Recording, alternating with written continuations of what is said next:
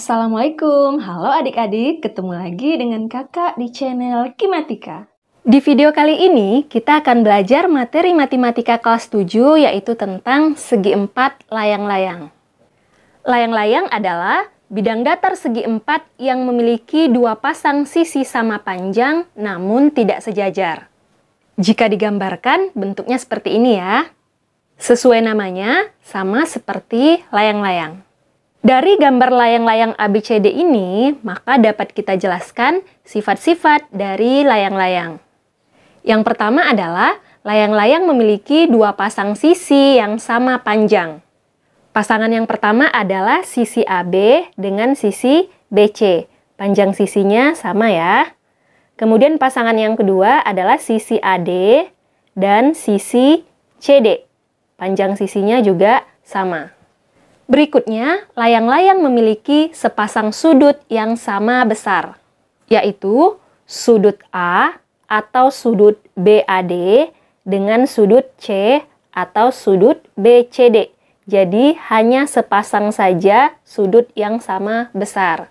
Sifat yang ketiga, layang-layang memiliki dua diagonal yang saling tegak lurus. Jadi, diagonal pada layang-layang ada dua, yaitu diagonal AC dan diagonal BD. Kedua diagonal ini berpotongan saling tegak lurus, sehingga membentuk sudut 90 derajat atau siku-siku. Lanjut, sifat berikutnya, yaitu diagonal sudut puncak membagi diagonal lainnya menjadi dua bagian yang sama panjang.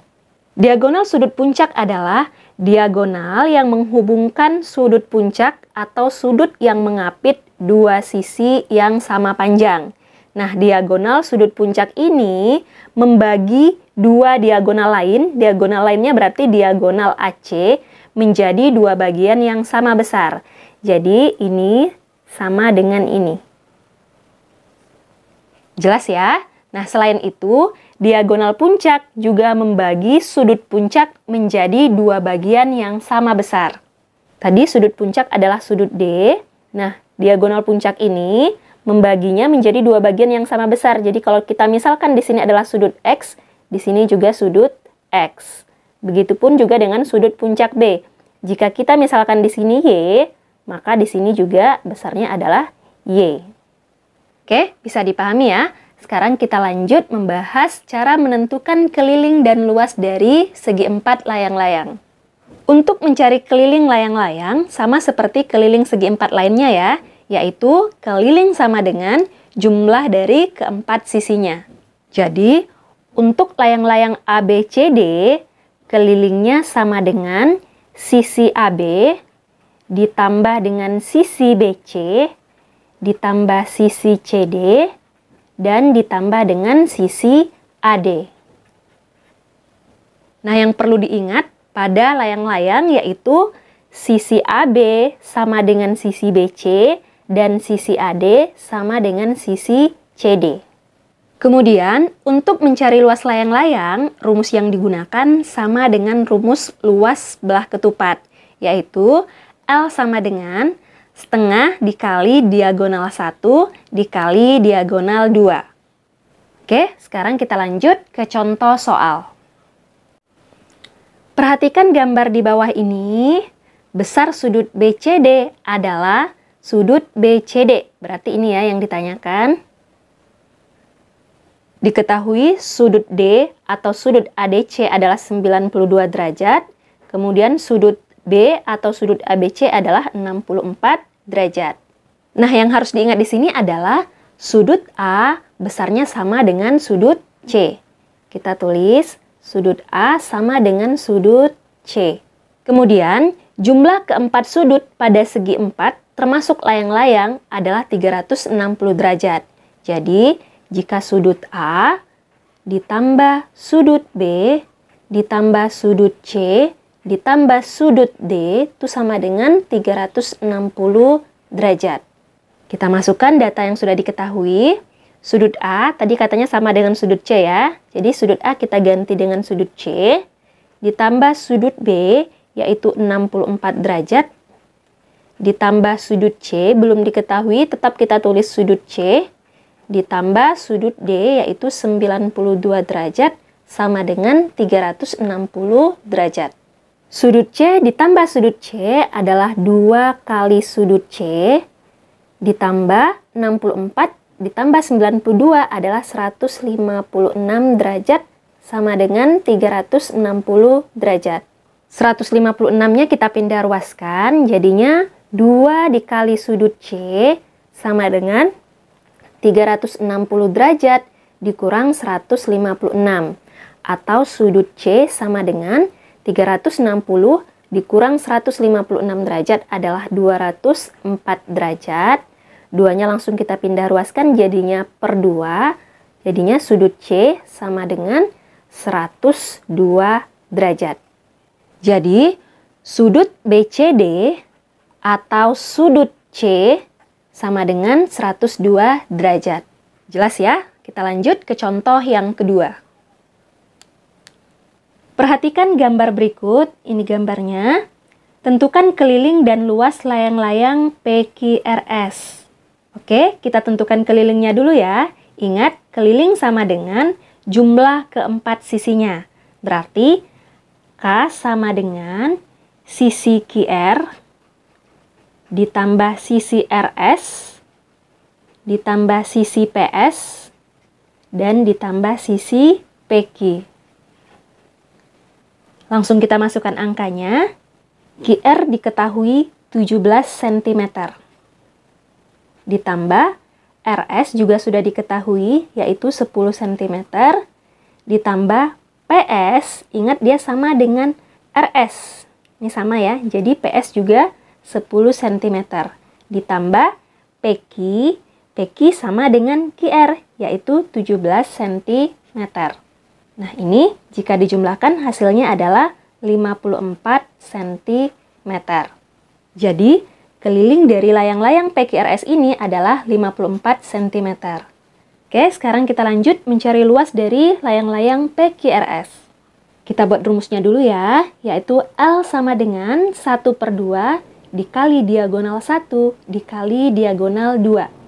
Jika kita misalkan diagonal satunya adalah PR, berarti diagonal keduanya adalah QS. Kita ganti rumusnya menjadi 1/2 dikali diagonal 1 tadi PR, dikali diagonal 2-nya adalah QS. Untuk panjang PR berarti panjang OP ditambah dengan panjang OR. Panjang OR diketahui 8 cm. Ingat, OR itu sama dengan OP. Ini ukurannya sama ya, berarti OP-nya juga 8 cm. Jadi, panjang PR adalah 8 ditambah 8 atau sama dengan 16 cm. Sedangkan untuk panjang QS belum diketahui.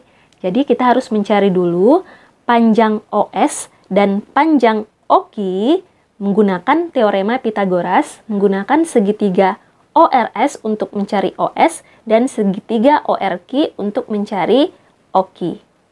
Kita cari OS dulu ya, yaitu OS sama dengan, perhatikan segitiga ORS, akar dari kuadrat sisi miring, berarti akar dari 10 kuadrat dikurang kuadrat sisi lainnya yaitu 8 cm atau 8 kuadrat.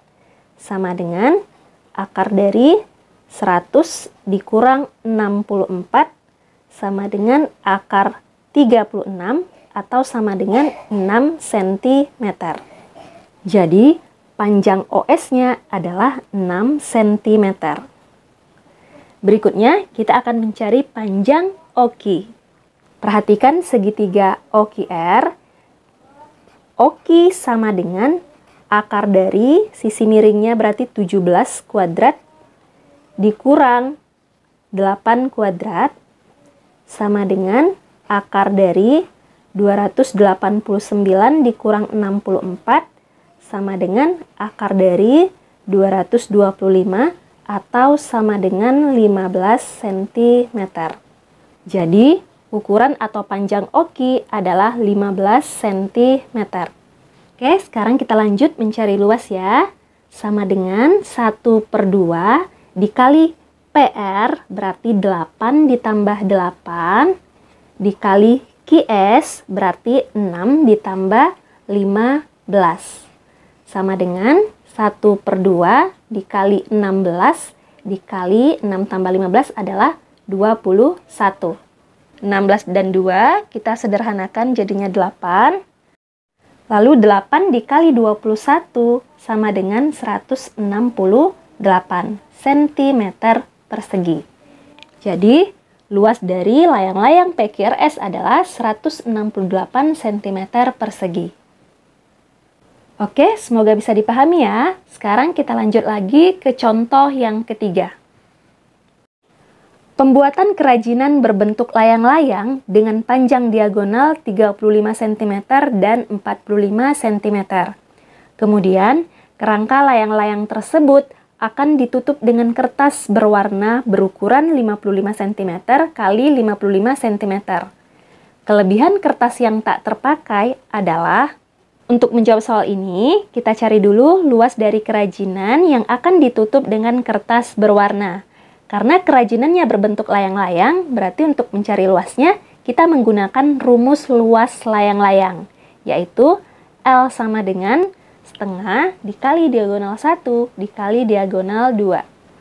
Di sini, diagonal 1 dan diagonal 2-nya sudah diketahui ya, yaitu 35 cm dan 45 cm.